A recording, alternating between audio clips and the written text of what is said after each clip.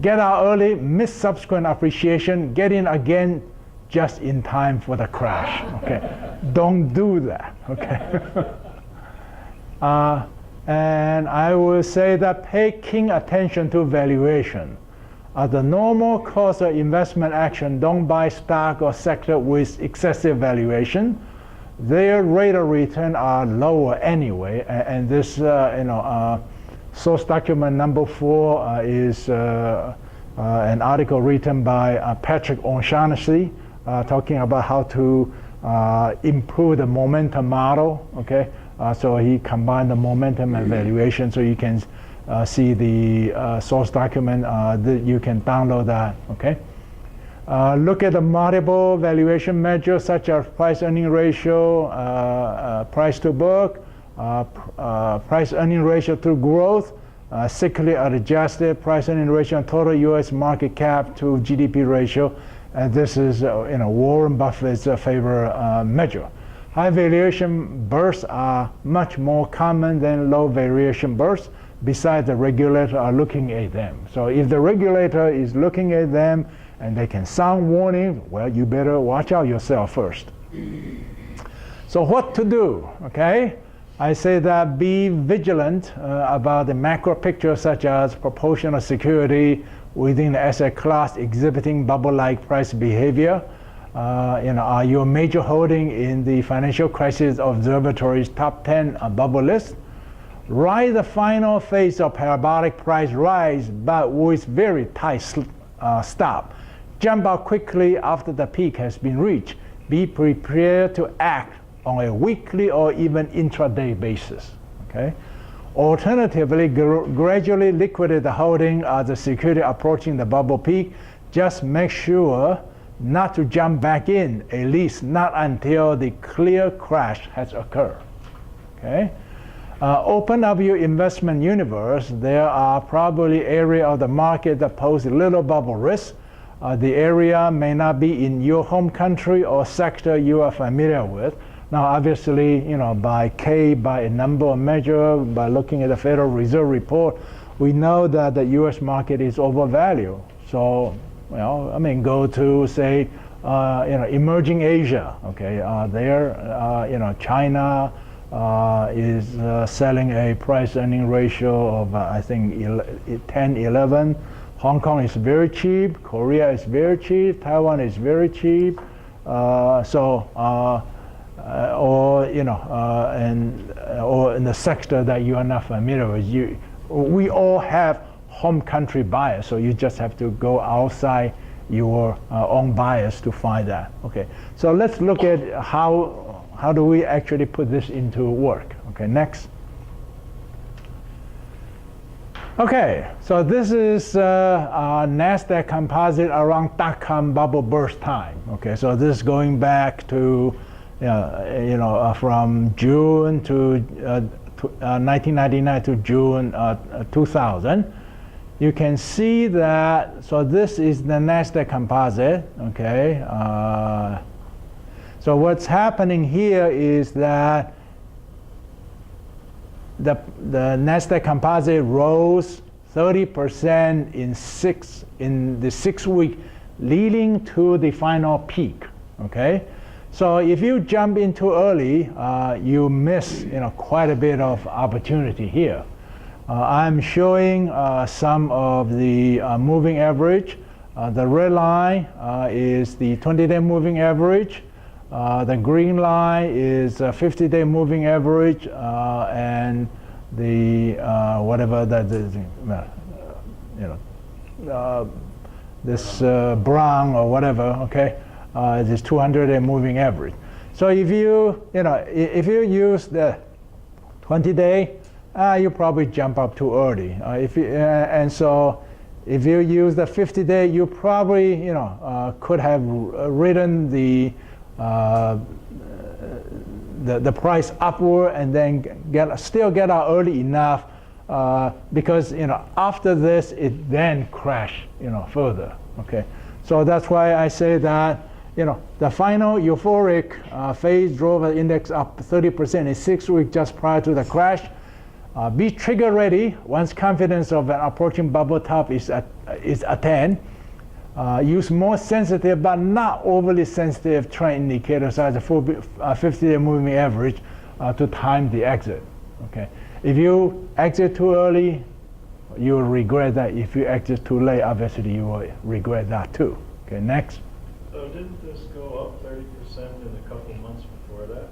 So if I go from November to January, that looks like that rise is just as steep as the rise that you're highlighting. Yeah, so this is, we now, on an after-fact basis, we know that this was the top, okay? So if you say, this looks, looks like a top, also should I get out? I say, don't, okay? Because you have missed the final 30%. So you just have to, hold. Telling me that after the fact. I mean, if I just use the 200-day moving average, I get out, and I don't have to worry about whether it's a... Oh, no, the 200-day is here. This is 200-day. Oh, well, your other one, whatever your other one. That's, this is the 20-day. Okay, whatever. I mean, you use some trend following thing and you get out, right? But if you say after the fact, well, this was the peak, well, that could have been the peak. At the time, that probably could have looked just as peaky as that peak, right? So, so what's the point? The moving averages didn't get you out. Well, it's not possible to get out at a very exact top, because after the top has been reached, it start declining. Then if you use the 20-day, you probably got out here. If you use the 50-day, you probably got out here. But had you used the 20-day, you got out here too. You got out here too. So what I'm suggesting is use a very tight stop, but not overly sensitive. Now, exactly what I mean, you can run your own chart. Okay. Well, another thing that supposedly characterizes these bubbles, which I think I do agree with, is that the price rises are exponential. So if you look at that, the price rise is not exponential at all; it's linear. So that doesn't, in my mind, if you were going to fit a model to that, I'd say, well, why would you fit an exponential model to something that's basically linear? So from November until March, I could fit a straight line to that easier than I could fit an exponential. That's correct. Yeah. How do we decide that that's a bubble again until after the fact? And that's why I suggest that don't jump out too early. Okay, right? Yes, you have to suffer some after reaching the top. But if you got out early enough, you save most of your gain. Okay, next. This is a more recent example. The Biotech ETF 1-year chart. And similarly, you can see that in the final 10 weeks before this February top, it gained 28%. Okay, so this suggests approach. The suggested approach seemed to work reasonably well for the 2014. Biotech mini crash. So if you use the 20-day, you have gotten out here, but you would also have gotten out here and here. You use the 50-day, you have ridden most of the upswing. If you use 200-day, it's probably you suffer some greater loss. Now the question is, okay, so you crash, you get out. And then the next question is, how about the re-entry? And in this case, obviously, on an after-fact basis, we know that, hey, this part of the price increase also looks pretty attractive. Okay. Next. Now, this, we talk about the bubble top, and some of you may wonder, how does people forecast market top? Because most a number of us use the momentum strategy, 50-day moving average and so on. But it works until it does not work. Okay, so what we talk about is using the LPPL model to forecast a market top and then get out. Now, talking about a broader market participation rule, this actually fit into here.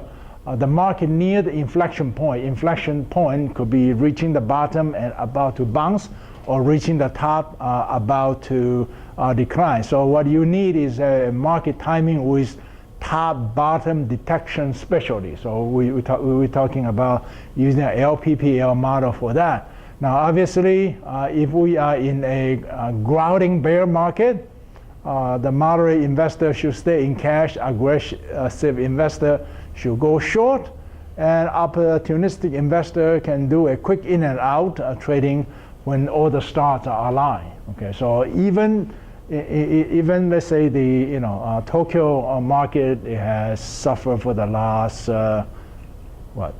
25 years from 1987 to now, but there's still a period where it's went up 30%, 40%. So if you are opportunistic, you can have a quick in and out. If a whipsaw market, if it depends upon it's a short cycle or it's a long cycle. If it's a short cycle with uptrend, then you buy and hold. If a short cycle with downtrend, you stay in cash. If it's a long cycle, you deploy market timing rule. If it's a raging bull market, you should be fully invested, buy and hold.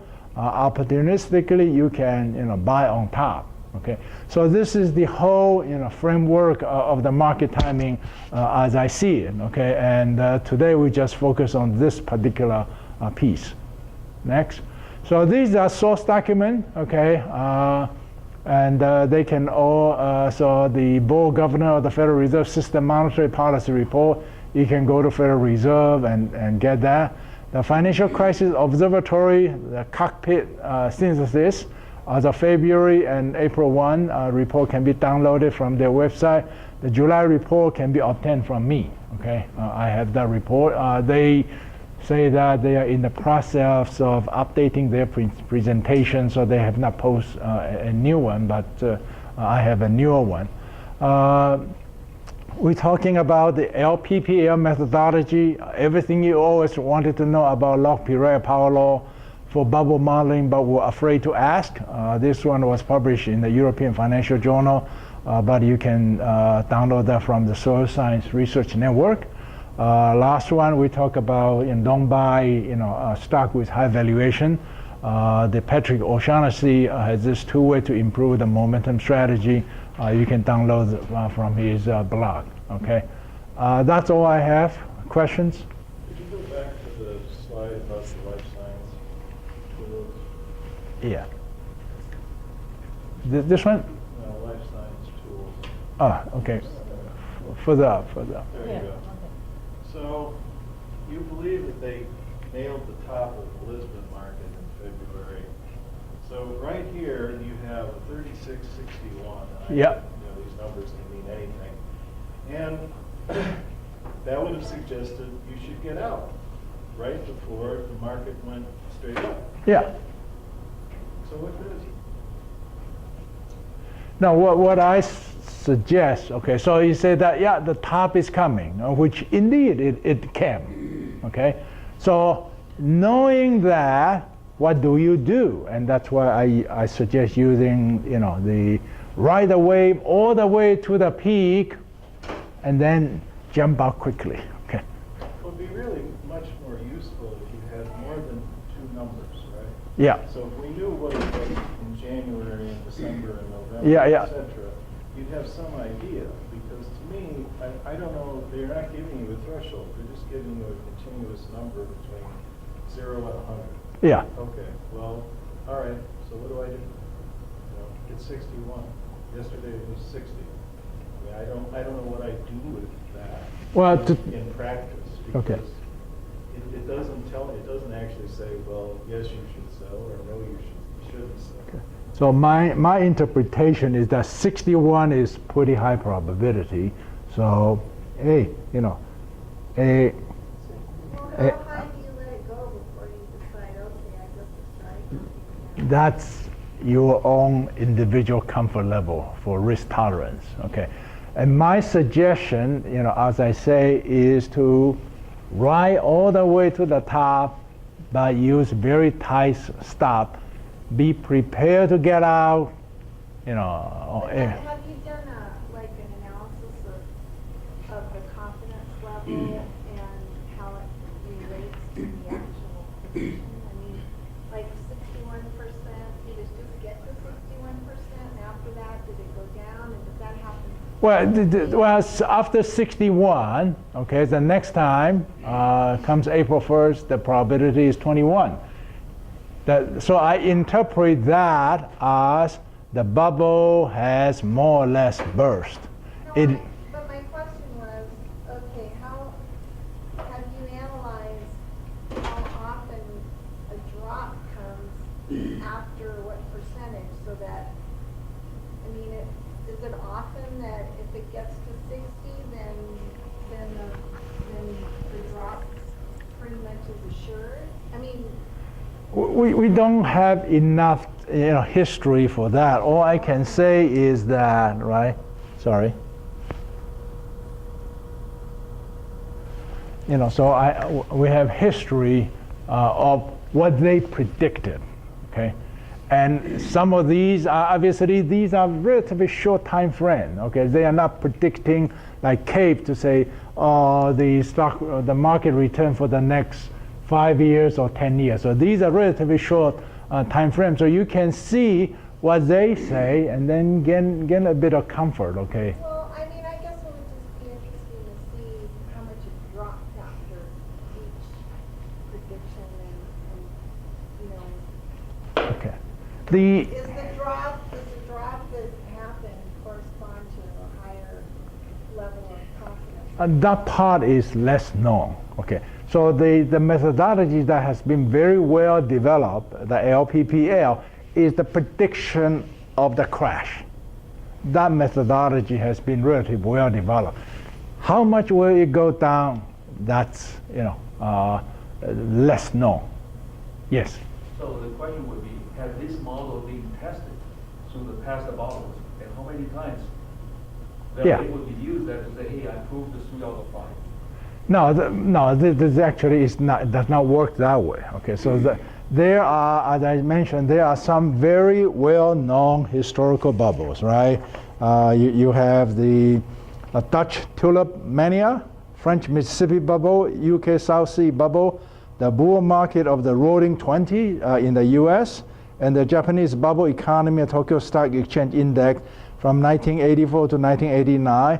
US.com internet bubble. Okay, so you have essentially the methodology work is that they took this very well-known bubble and see what kind of model would explain this historical phenomenon well, and so it come out with that formula, and then you try to estimate those parameters, and so the none of the live example will fit into the historical bubble perfect. Some of them we say that 20 looks like 24% like the typical bubble behavior. Some of them look like 41%. So that's how it works. So it's essentially like a learning process. Okay, so you feed this into the model, you develop the model, and then say, next time when I see something like this, hey, maybe a market top is near. Yeah. Okay? Well, it's been a long time since I've read his book, but basically you're fitting an equation. That's correct. Okay, well, I fit the equation. Okay, so, and then I can move it back and forth and see if the parameters are stable against moving it back and forth. And, I mean, that's it. That's actually quite simple. That's something you can program very readily. But my point to begin with, which I think you reiterated, is true bubbles are things that happen every 20 years, maybe even 100 years, right? They don't happen like this, like where there's 10 bubbles every month. I mean, really, am I going to say that every month there's I mean, this is even the top 10, right? But you'd say like every month there's 10 markets that are in a bubble. That seems kind of like the strain of the use of the term bubble.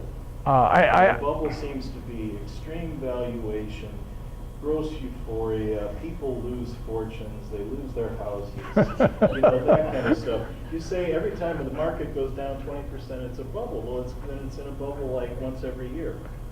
Yeah, and you. It's not a useful definition of a Yeah, bubble. I think we all agree, right? You know, the biotech behavior earlier this year, that looks like a bubble, right? The internet bubble of the 1998, 99, early 2000, that looks like a bubble. And I don't know, housing, 2005, 2006 looks like a bubble. So it But depends they're not upon. every month. Yeah, They're no. not 10 a month. No, I know. But depend upon how well you dissect the data. So in the case of financial crisis, observatories, they're probably monitoring about 400 different asset classes. So I would actually say that, every month there probably 10, 20 of them are in the bubble territory, depending upon how well you monitor. I mentioned the Egyptian pound to the British pound. Okay, that was in a bubble.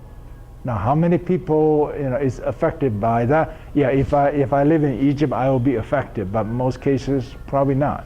It just sounds like it's a very low bar for a bubble. Right. Does FCL have a definite quantitative definition for a bubble, like the speed it drops and the size of it drops?